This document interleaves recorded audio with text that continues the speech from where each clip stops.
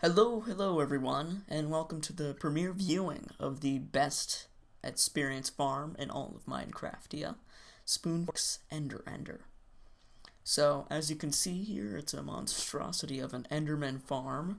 As you go up, you see it's a central pillar connected to sort of a V shape, and those are piston conveyor belts that bring all the Endermen down to a central point, so it's easy for everybody to kill them.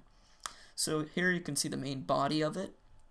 It is quite similar to Doc M's Ender with the design with the pushing pistons, and I think I'll have a link for his video in the description. And as you can see, we go back down, and there's quite a bit of wiring here at the base of it, but it's really not too bad, and it's not too complicated. It's just a lot of repetition.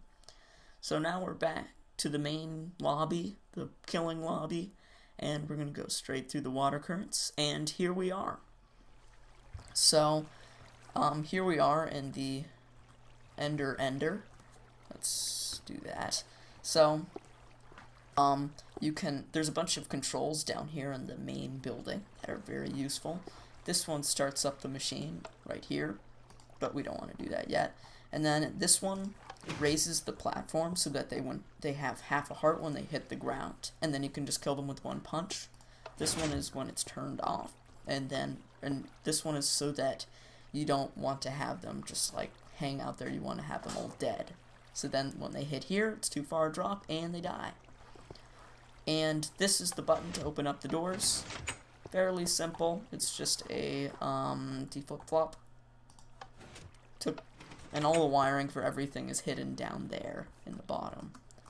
So this is just a, right here on the side, this is just a enchantment room with, you can click the buttons, you can see that back there is the yellow color, so you do this.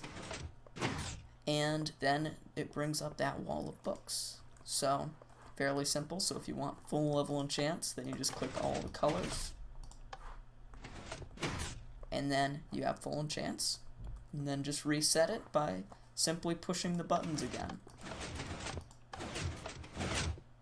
Like that. And also, when you click the button, these lights light up on the side that it's hit. So, fairly simple.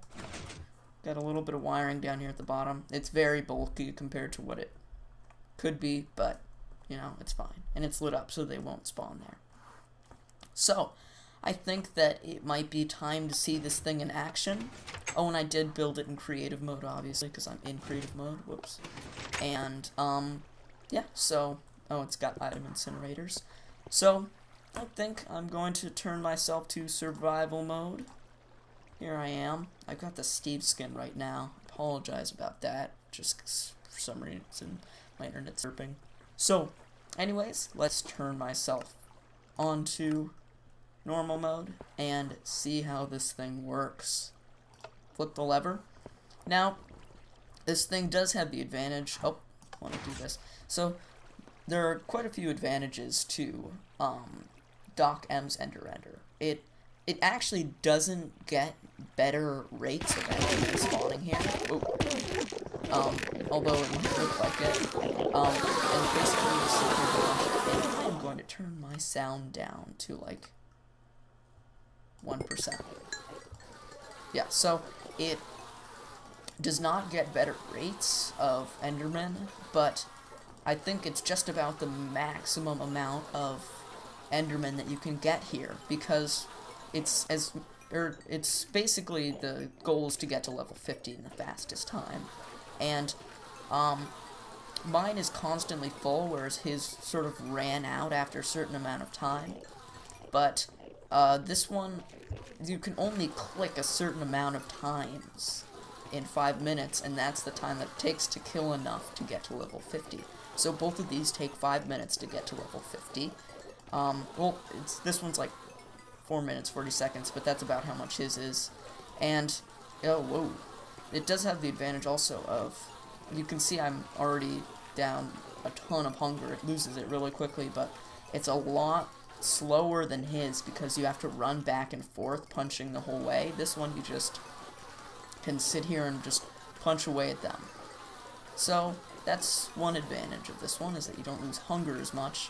Now, his is a little bit easier to do in survival mode because it requires less redstone work, but I think that if you're going to build something this gigantic, it shouldn't cost that much to just get a little extra redstone.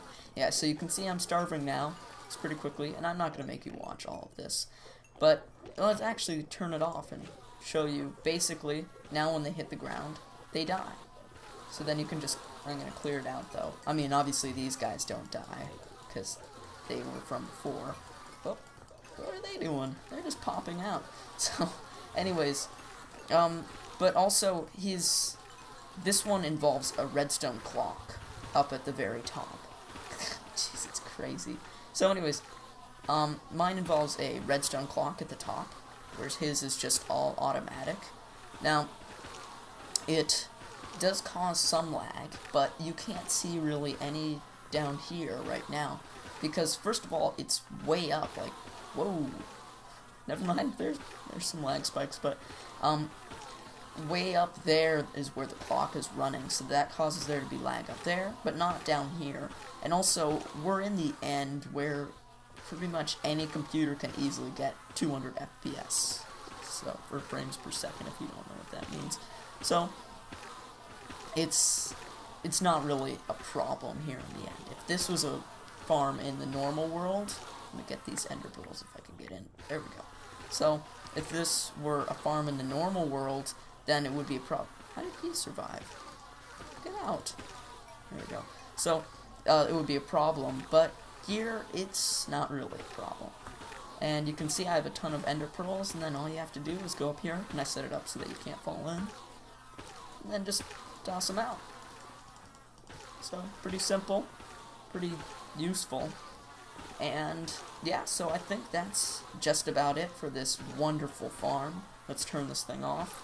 Actually, why don't I show the workings up top? See, this is not it. Let me turn myself onto creative. Let's delete all these. Creative mode. And peaceful. Oh, I just picked up all of it again. So, if you go up here, you can see there are a bunch of these mechanisms where there's a pressure plate with a repeater or redstone wire going to a block, sticky piston, and then another block. So this is so Doc M explains this all really well in his video, so if you want to figure out how it's done, you can go there. But this is a pretty simple mechanism, and I don't think it should be too much trouble to figure it out. And then, so basically this pushes them down, and then they get caught by these vines, so no matter how high they fall, they don't take any damage. And then they go down to here. Now these are also sticky pistons, and then it just pushes them in a chain. It fires fairly quickly. It goes like this, pushing them all down, step by step, until they get here. Now in his, there would be vines to catch them here, or like before the place that they fall, but this one I thought I didn't really need that, so this one just pushes them right here, and then they fall down to their death. Fairly simple, straightforward, and the wire, I'll show you the wiring on the outside now. Actually, this is not smart to climb all the way up here. Here, why don't I, and, actually I'll show you what it looks like when the clock is turned down. It gets a little bit of lag, but, you know, it's fine, because I'm never going to be hanging out up here with the Enderman. So, yep, you can see there's some frame rate issues. So you can see that the blocks just get pushed out. Here, let me go down into this thing. Come on. Come on. Okay, I'll just do this. Here we go. So I get caught on this thing, and then get brought down, step by step, all the way down, and then I fall to my death. Very, very simple, and I really like the setup. It's really cool. Should I leave it? I'm not going to leave it on. So, now, if we go up here, I left the wiring exposed, partially so that I could explain it. So, basically, what it is if we remove these half slabs, so basically what it is it's 4 blocks like this connected to a block and then a piston there. So as you can see, when the pulse comes down from the clock down there, or the pulse goes like this, and then there's every other block, there's a delay of 4 ticks, and that's because there are these blocks to cut off the signal. Now this might not make sense to anybody. I could do a more in-depth tutorial if anybody wants, but basically the pulse comes in here, hits a repeater like this, then goes down this way, hits another repeater, and it's basically weaving back and forth with these blocks blocking the signal from connecting right here and here, so that it weaves back and forth and it goes all the way down. And then the reason every other block there's a repeater is because, as you can see, there is 2 repeaters of delay here connected to that one, whereas this way it's only 1 repeater of delay. If you see what I mean. I'm not sure if I'm making any sense, but basically the pulse comes in here, 1 solid repeater of delay, this way 2 solid repeaters of delay. Adding on to those 2 solid repeaters of delay, there's 3 repeaters of delay. Continuing down, there's 4. So you sort of get it, that it's weaving back and forth. So that's basically how this part works, and then I just have a simple clock that's going around the tube that they fall down. So the wiring is a little tricky, but I mean, it's certainly doable. And then right here when they overlap, I had to set it up so that the pulse goes down here, and then I actually had it inverted right here so that it could connect to redstone torches, which are powering the pistons. So that's basically how I did the overlap. I just had one go down 1 block. This is the tricky part. I spent a while on that. So yeah, basically it's the same thing, just the power is inverted by this redstone torch and then re-inverted with this redstone torch, which is connected to that block, which is connected to those pistons. So yeah, so that's basically how that wiring works.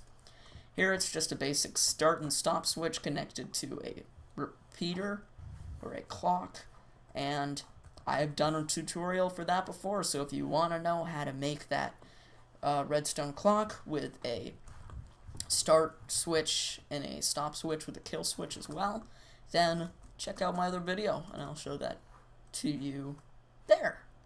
So I think that's just about it. Oh yeah, for the intro I used the Camera Studio mod. So if you're wondering how I got such a smooth view of the farm, that is how. It's pretty simple, and I also use single player commands, and yeah, it's not that simple actually, but basically you put down points and then it follows them in a smooth path. So it's very good for time lapses or anything else. So, and Ant Venom did a very good video on that. So check out his video if you want to know how to do it. So I think that's just about it. This is my beautiful farm. Yep, it's very efficient, very nice. So that's just about it. So I'll see you all next time. Bye bye.